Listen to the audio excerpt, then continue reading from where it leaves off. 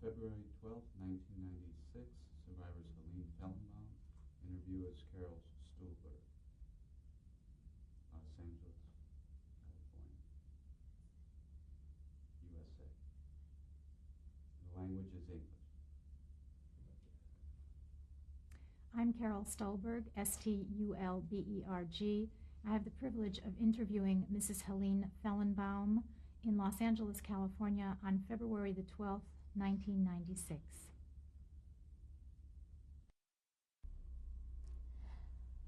This is February 12th, 1996, and we're with Helene Fellenbaum in Los Angeles, California. Mrs. Fellenbaum, can you please tell us your name and spell it for us? My name is Helene Fellenbaum, Helene. Fellenbaum is Fellenbaum.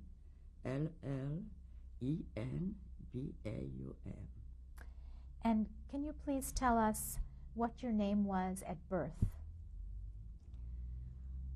Haya Sarah Lomska, Lomsky. And where and when were you born? I was born in Poland, in a city called Plock. Where was that near? Which side of Poland? That was quite near Warsaw. It was a very nice city. It had 35,000 people, and it didn't have any industry.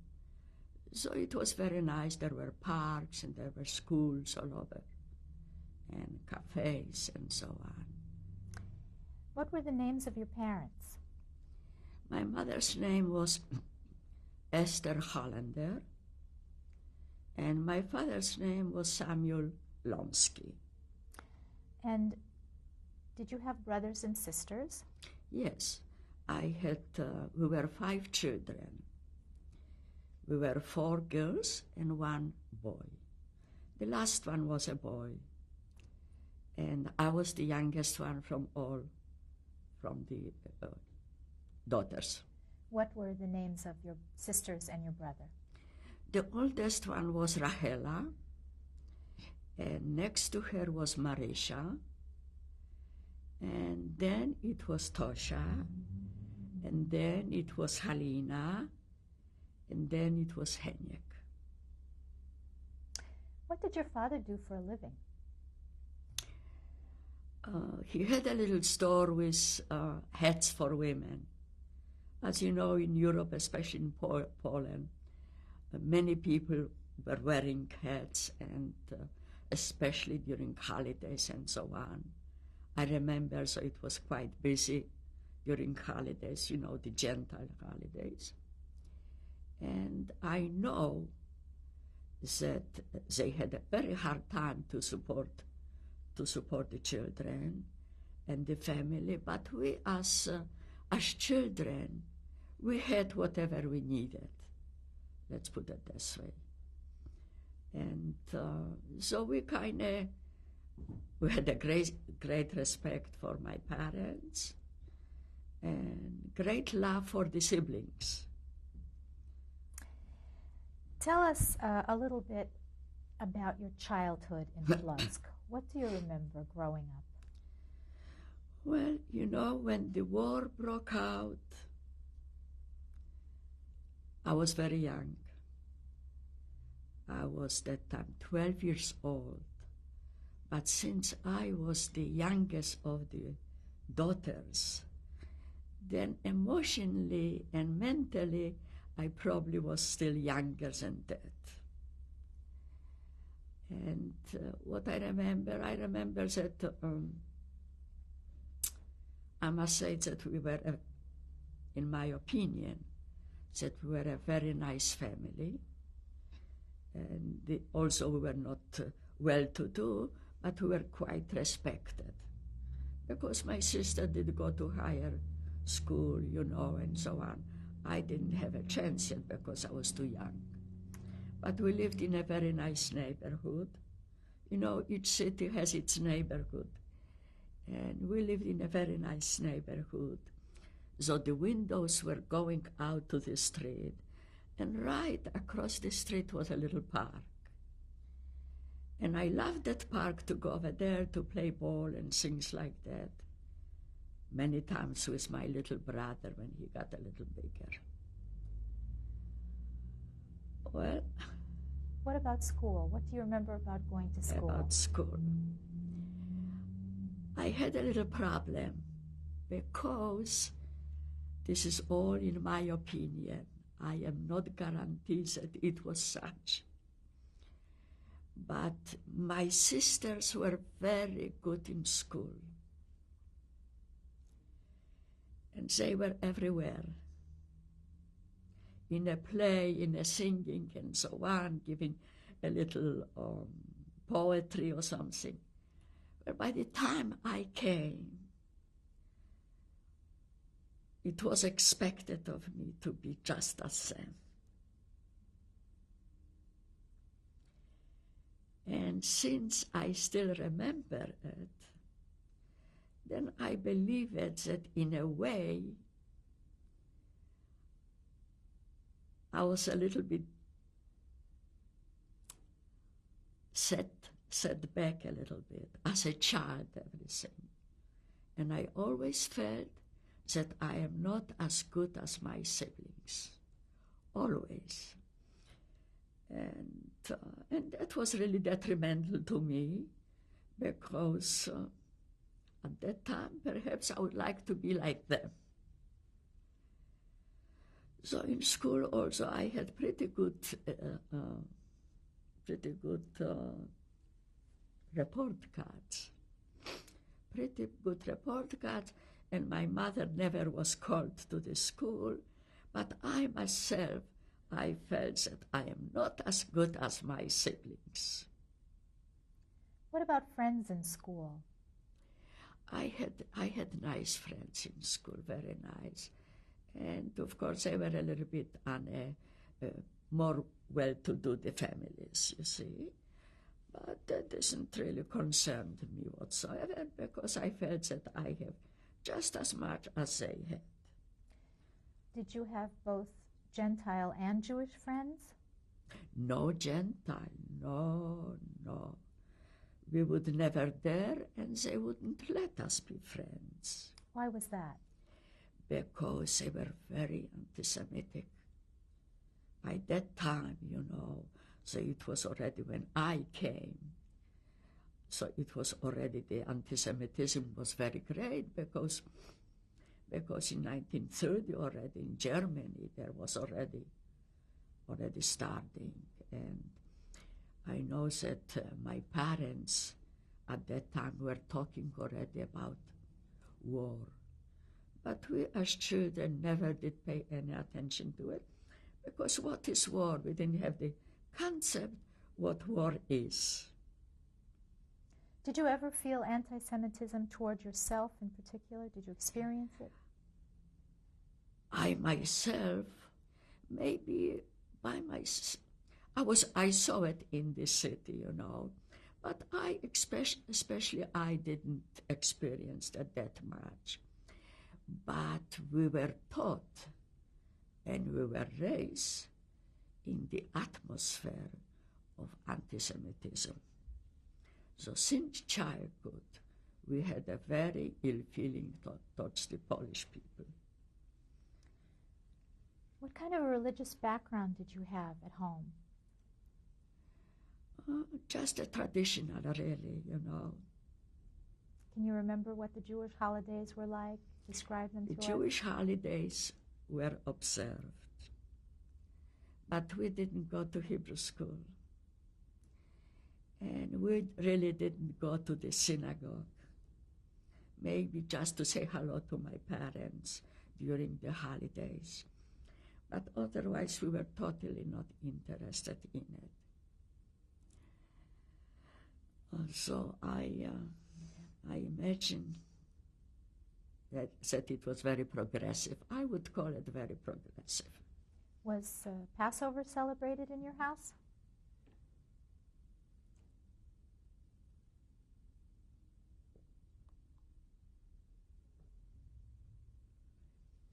Passover was celebrated. In what way? Describe it to us.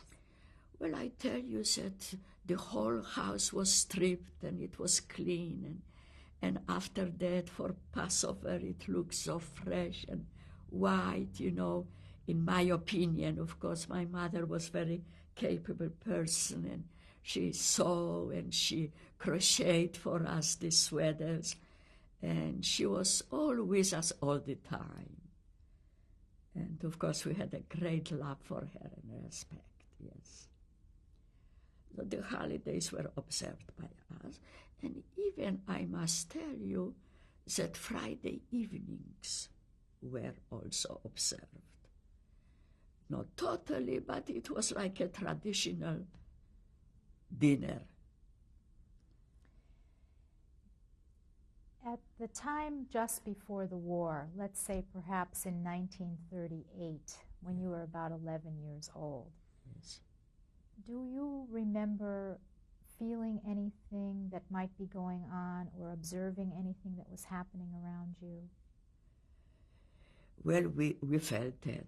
We In what? felt that because the Polacks became very nasty.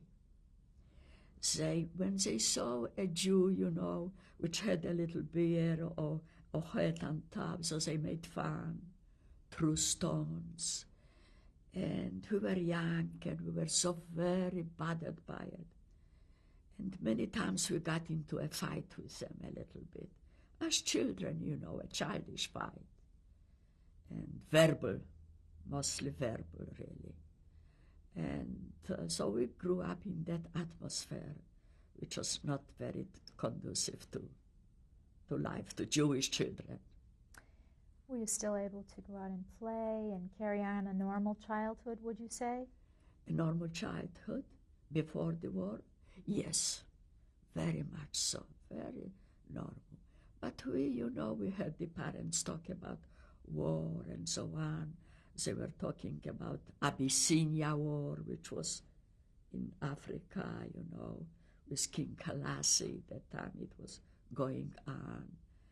And, you know, not only between themselves, but the neighbors got together and they were talking about it. But we were not worried about war whatsoever. And I must tell you a little secret that, you know, after school, for the summer vacation, we always went to a little village for a fresh air and some trees and for a little away from the big city. And I must tell you the secret that I, as a child, I said, I was hoping to myself that, whoa, if the war will come, then I won't have to go to gymnasium, to higher school, because I am sure I won't be able to make it. And I am not going to disgrace my family. And that, you know, I remember that, and this now gives me a terrible pain.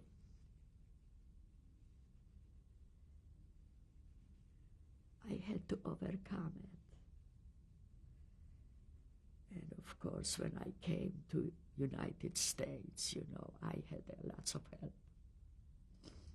So those little things as a child, you know what I mean? I was glad that the war will come because I won't have to go to gymnasium and perhaps I won't make it. So in 1939, when the war did finally start, Yes. what do you remember happening?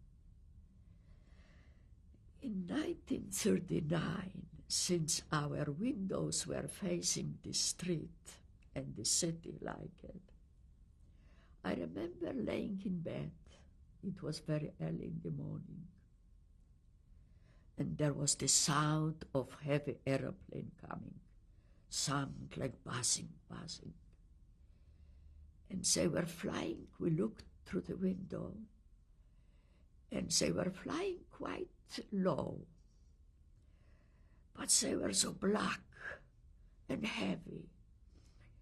And at that time, and in that park, there was a loudspeaker. You see, this is how we used to get the news beside the newspaper, you see. And after the plane went by, the loudspeaker announced that those are friendly planes, and we shouldn't worry that those are friendly waves. That was the first time, excuse me, can I blow my nose?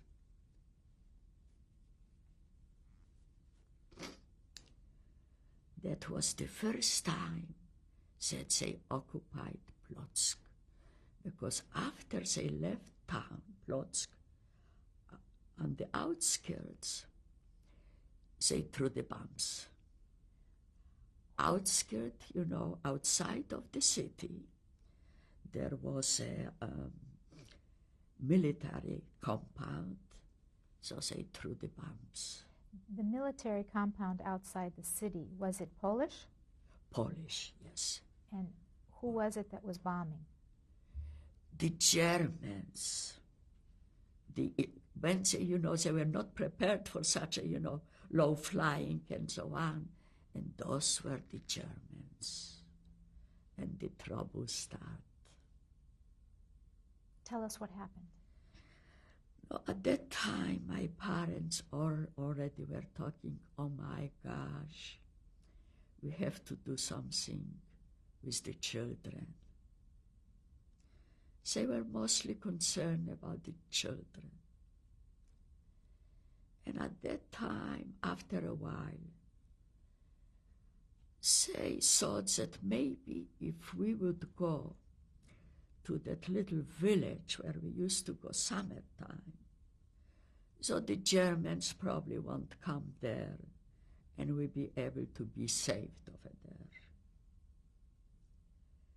So it happens that one of the villagers came to the store, and you know they used to come to the city to sell berries and to sell milk and cheese and all those things, and that was the market over there. They used to come, but after she finished, then they used to come to us because they were friendly with my parents. And to that village, that particular person, I remember, she walked. She didn't have that much to carry from the village into the city, so she walked back and forth. So my mother asked her if she can send 2 children with her. And of course she said yes. And that was, I remember, just about 7 kilometers. So we walked with her. Who else was with you? My sister, the one which survived. And her name? Marisha. And she and I, we went with her. And we liked it because we were familiar with that village, and there was a forest and little things which made us very happy. Little things. But after the German came to Plotzk, after a week or 2 weeks already, they kept announcing that everybody should come home, because between that time, many people were going out of the city. That was like a pilgrimage. So, and we were among the people. We had to go through a bridge to the forest.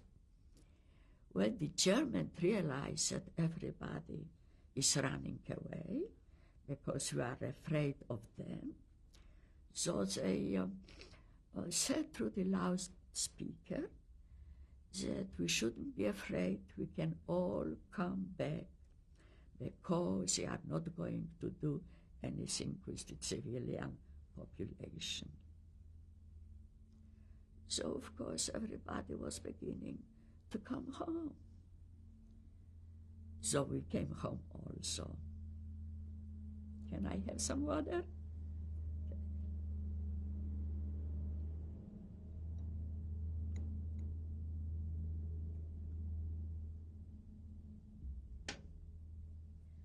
So when you came home, how were things different? Oh, then the trouble started. when we came home expecting everybody, say it will be peace and quiet, maybe they even will help us with things. There is no use to run away. But after a week, or maybe 2 weeks, the trouble started. They were beginning, there were so many in the city, and they were beginning to take people for work. Mostly they came to that Jewish neighborhood, and they took the people to work. What kind of people? Adults, young adults, but I don't know how old my father was at that time, but he was considered an adult. And they were taking the people, men mostly, and they disappeared. They set to work. But many of them didn't come back. And sure enough, they took my father. Do you remember when that was? What date? No. Was it soon after the beginning of the war? Would you Soon say? after in the beginning, The incident, what I remember with the heavy aeroplanes, it was in September. So, because that I remember September because this is the time we just came from summer vacation. That's why I remember the months. You see, we just came. And otherwise, I don't remember dates, unless something special happened. And of course, they caught my father.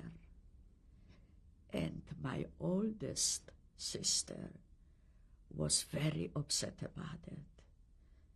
That they took my father to work because she already understood that they are not coming back. Which sister was this? Rahela. She was the oldest one. I don't know, she was very pretty and so on, so she found out where the people are, some of them. And she went to the headquarters of the German there. And she begged them and she cried and so on. And for some reason, they released him,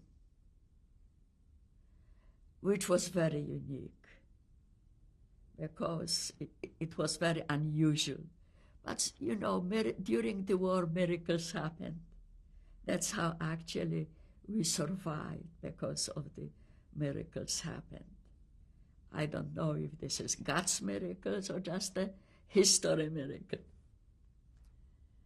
So he came home. When he came home, we were very happy about that. But soon we didn't live in that, in the neighborhood where the ghetto was. When did they start the ghetto? The ghettos started in 1940. It was a matter of weeks only, really. So in 1940, they announced that all the Jews have to wear the yellow star, regardless if there are children or women or men, all of them, period. And they allocated few streets as a Jewish ghetto, so we have to move out from the place what we had.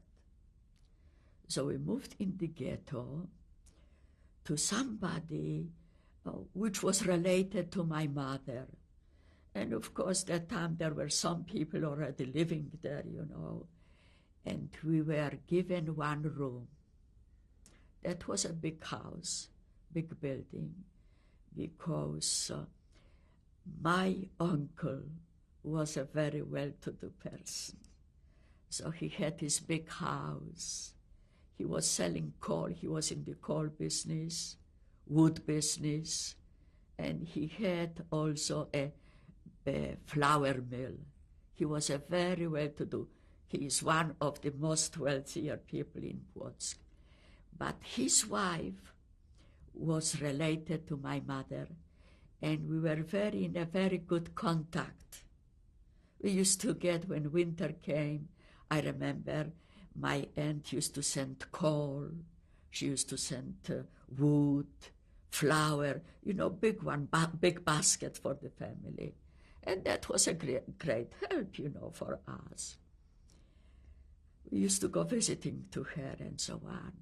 So in every room at that time, they had to give out the rooms. So we were given one room, one large room for all of us. But that was good enough, that time. Can I ask you, what did you take with you from home into the ghetto? Do you remember? My parents took many things, right? But we probably took whatever we can. This really wasn't that important, I think, to us children. Whatever we could, we took it. And don't forget that at that time already, everybody was sad and concerned, and everybody was thinking already about life. Life, not things already, And I must tell you that when we lived in that room, big room, and there were beds and there was a little stove and there was room enough for everything at that time. But the times were bad already at that time, very bad. No food was coming into the ghetto, and it was very hard to get anything already, And nobody, I don't think that the Polacks were willing to help. Well, so the main concern of the adults, of the parents, it was food, not things. I don't know, somehow my mother, since she was such a good housekeeper, in my opinion, she could do, I tell you, from little few potatoes, a big soup, and she could do food, do things that we were not hungry. Then she used to get, from somebody she knew, a Polak, gave her a chicken or something, and so on. So we made it. As far as food,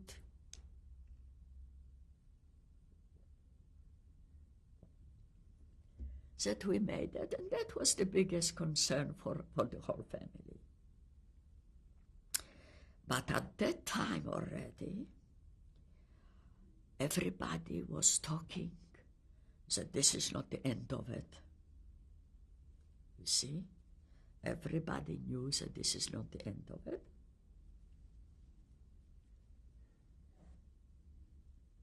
We don't know what the future will bring.